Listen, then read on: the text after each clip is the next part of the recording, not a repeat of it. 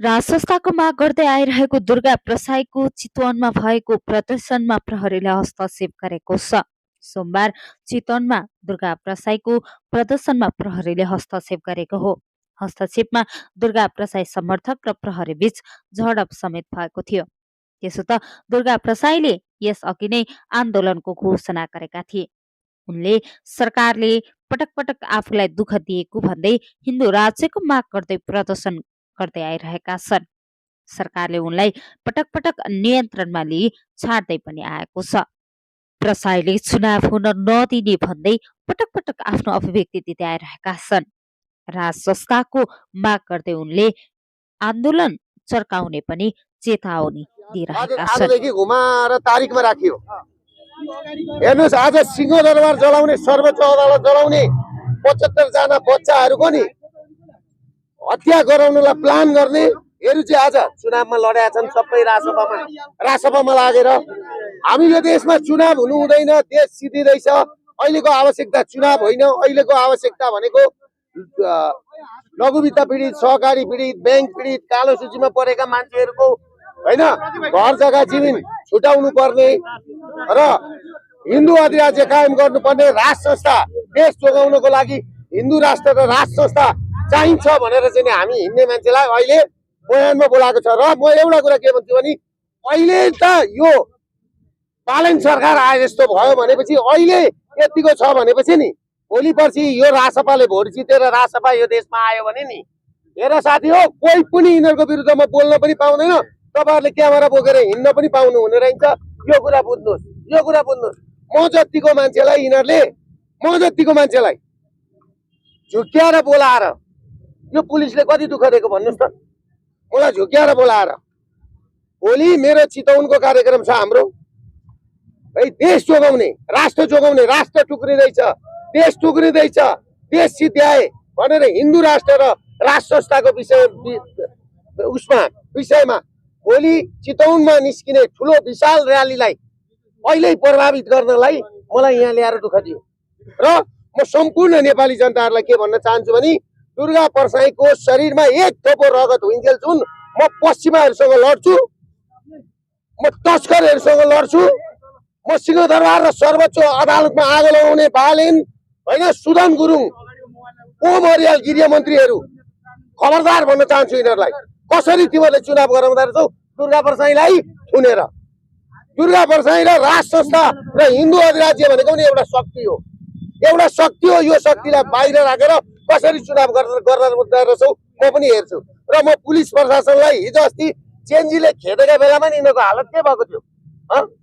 आज हामीलाई ल्याएर छिनमा बयान दिने, यो पुलिसहरूको तलब बढोस् भनेर म पटक पटक चिच्याउने।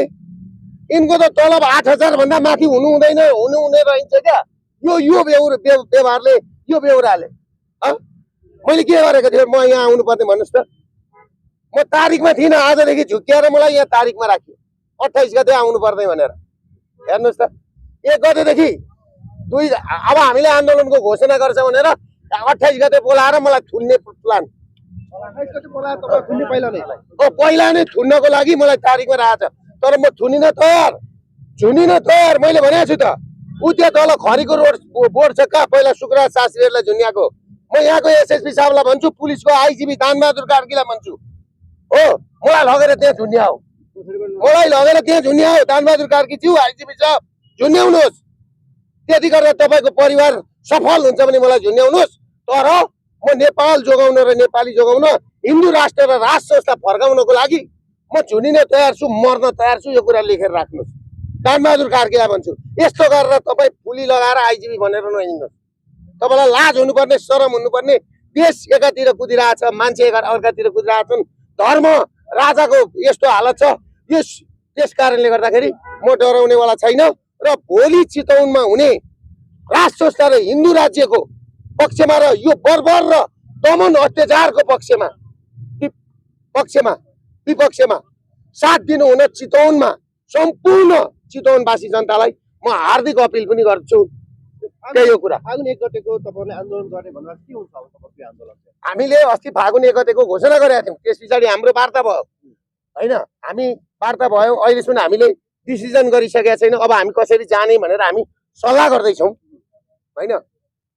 र तपाईँले एउटा कुरो के भनेदेखि पहिल्यैदेखि हामीलाई पटक पटक यसरी गरेपछि एकपल्ट मर्ने चोला हो भाइ, पटक पटक मर्ने होइन। म यिनीहरू जस्तो नमर्दा भएर मर्नेवाला होइन, मर्ने झुन्डिएर मर्ने, गोली खाएर मर्ने, तर नेपाल र नेपालीको लागि। यो कुरा बुझ्दा हुन्छ। दानबहादुर कार्की आइजिपीले पनि बुझ्दा हुन्छ, यहाँको एसएसजी साहबले बुझ्दा पनि हुन्छ, जसले बुझ्दा पनि हुन्छ। तपाईँहरूले के बुझ्नुहोस् भने हाम्रो आन्दोलन रोकिँदैन, यो चुनाव हुँदैन, यो चुनाव गर्न दिँदैन। यो चुनाव गरियो भने नि हाम्रो देश टुक्रिन्छ। मैले पटक पटक भनेको छु। तपाईँलाई नै हिरासतमा राखेपछि आन्दोलन चाहिँ कसले गर्छ त फेरि? अब आन्दोलन त नेपाली जनताले गर्छ नि, हेर्दै जानुहोस् न आन्दोलन कस्तो हुँदो रहेछ। यसमा अब एउटा कुरो के भन्छु भने नि राजसभा भित्रै पनि देखियो नि त हिजो तोसीमा कार्कीलाई कसरी लखेटे। जेएनजीका माग पुरा भए, आज जेएनजीलाई लगेर जेलमा राखियो 3000 जेएनजी। जेएनजीको जगमा बनेको सरकार आज जेएनजीलाई फुटपाथमा सुताएको छ। जेएनजीका माग पुरा भए। जेएनजीको माग भनेको कार्यकारी प्रधानमन्त्री थियो, संविधान संशोधन थियो, सुशासन थियो, भ्रष्टाचारीलाई कारवाही थियो, भयो। आज 84 को चुनाव 82 मा गराएर अनि फलानुलाई प्रधानमन्त्री बनाएर अनि त्यहाँबाट देश सिद्ध्याउने, विदेशी सेना यहाँ ल्याउने। 2004 सालदेखिको परपञ्च आज सोसियल मिडियाको कारणले यो ठाउँमा आएको छ। र म राजसभाभित्रका राष्ट्रवादी शक्तिहरूलाई पनि, एमाले भित्रका राष्ट्रवादी शक्ति, काङ्ग्रेस भित्रका राष्ट्रवादी शक्ति, राप्रपाका भित्रका पनि राष्ट्रवादी शक्तिहरू र राजा चाहने र हिन्दू राष्ट्र चाहने शक्तिहरूलाई हाम्रो आन्दोलनमा सरिक भइदिन हुन म जोरदार आह्वान पनि गर्छु आजदेखि। मैले यतिकै आउनुहोस् चिया खान भनेको थिएँ। अनि भित्र के चिया खाएर फर्किनुभयो तपाईँ? कहाँको चिया खानु, बयान गर्दा गर्दा 8 पन्ना लामो बयान गरेर चाहिँ के भयो त? कुरा केही होइन। यो तपाईँले बोलेको के हो? अब मैले बोलेको कुरो ठिकै हो त। मैले देश र जनताको लागि बोलेको के, अरू मैले सिंहदरबारमा आगो लगाएको छु, सर्वोच्चमा आगो लगाएको छु, मैले के गरेको छु? जेएनजी मुभमेन्ट मैले चलाएको हो होइन नि त। त्यो त सबै छर्लङ्ग भएको थियो। जेएनजी मुभमेन्ट कसले चलाएको भन्ने कुरो त थाहा छ त। आज जेएनजी चलाएर 75 जना बच्चा मार्ने स्थितिमा पुर्याउने र सिंहदरबार र सर्वोच्च अदालतमा आगो लगाउनेको नाइके भनेको बालेन शाह होइन? किन बोल्दैनन् मान्छेले? अनि देशको प्रधानमन्त्री अस्ति बनाइसके, यो त बनाउनै अरे तपाईँको पर्खिने अझै एउटा भिडियो आउँदैछ यिनीहरूको राम्रोसँगले, अझै भिडियो आउँदैछ, भइहाल्छ नि प्रधानमन्त्री। तपाईँहरूले के बुझ्नुहुन्छ भने अब पत्रकार साथीहरूले 2-4 जना पत्रकारहरू किनेर लगेर भात खाएको पनि, खिर खाएको पनि, हिउँमा हिँडेको पनि, यसो दाउरो बोकेको पनि, मोटरसाइकल चढेको स्ट्यान्ड देखाएर हो कि होइन प्रधानमन्त्री हुँदैन। अहिले त कता कता तपाईँको हजुरबा र म हजुरबाबुसँग मिले आएँ। जेएनजी त सडक राष्ट्रताको पक्षमा आयो नि यति बेला। बालेन भन्दैछन् सबै जेएनजी युवाहरू। कुन जेएनजी?